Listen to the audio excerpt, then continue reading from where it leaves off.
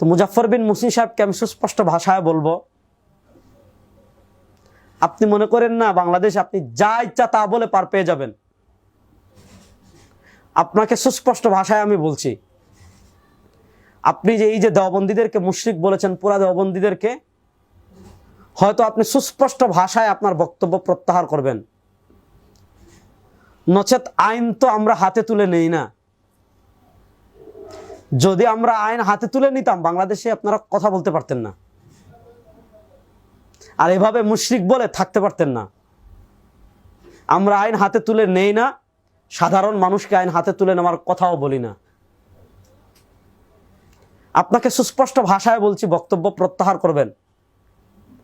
যদি বক্তব্য প্রত্যাহার না করেন, ঢাকায়, রাজশাহীতে, কমসে কম যতগুলা বিভাগীয় শহর আছে, প্রত্যেকটা বিভাগীয় শহরে জাতীয় উলামা মাশায়েখ আইম্মা পরিষদ থেকে আপনার নামে মামলা করা হবে ইনশাআল্লাহ।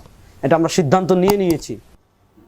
এর জন্য সিদ্ধান্ত নেওয়ার আগে আপনাকে পরিষ্কার ভাষায় বলছি, আপনার ছাগলামি পাগলামি যদি বেশি থাকে, আপনি ইয়েতে যাবেন, পাবনায় গিয়ে মাথার চিকিৎসা করাবেন, কিন্তু আপনি পুরা দেওবন্দি জামাতকে মুশরিক বলে ফেলবেন, এটা কি মগের মুল্লুক নাকি? যে আপনি পুরা দেওবন্দীদেরকে তাকফির বলে দিবেন আর ছাড় পেয়ে যাবেন, এটা কি মগের মুল্লুক নাকি? আপনার নামে বিভাগীয় প্রত্যেকটা শহরে সাংগঠনিকভাবে ব্যবস্থা নেওয়া হবে ইনশাআল্লাহ। এজন্য আপনাকে বলবো, 1 সপ্তাহের ভিতরে আপনার বক্তব্য প্রত্যাহার করে আপনি জাতির কাছে ক্ষমা চাইবেন। গ্রেফতার করা হয়, মুজাফফর নামে যে মামলা হয়, এদেরকে জেলখানায় ঢুকাতে হয়।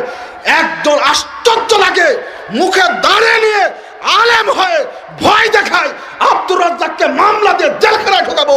দেখ এই সমস্ত আলেমদেরকে, এই সমস্ত জেল খাটানোর পরে কি দাওয়াত বন্ধ থাকবে? মামলা দেওয়ার পরেও কি দাওয়াত বন্ধ থাকবে? আব্দুর রাজ্জাকের চেয়ে বড় পণ্ডিত ছিলেন শাহ ইসমাইল শহীদ, তিনি নিহত হয়েছেন, শহীদ হয়ে গেছে। আহলে হাদিসরা কি সব মরে গেছে? মওলানা আকরাম খান চলে গেছেন, আব্দুল্লাহ আল কাফি আল কুরাইশি চলে গেছেন, ডক্টর আব্দুল বারী চলে গেছেন। আহলে হাদিসরা কি মরে গেছে? ইবনে তাইমিয়া চলে গেছেন, ইমাম আহমদ বিন হাম্বল চলে গেছেন, ইমাম ইবনে হাজম আন্দালুসি চলে গেছেন, সাহাবা একরাম চলে গেছেন। কুরআন এবং সহিহ সুন্নাহর চাষ কি বন্ধ হয়েছে?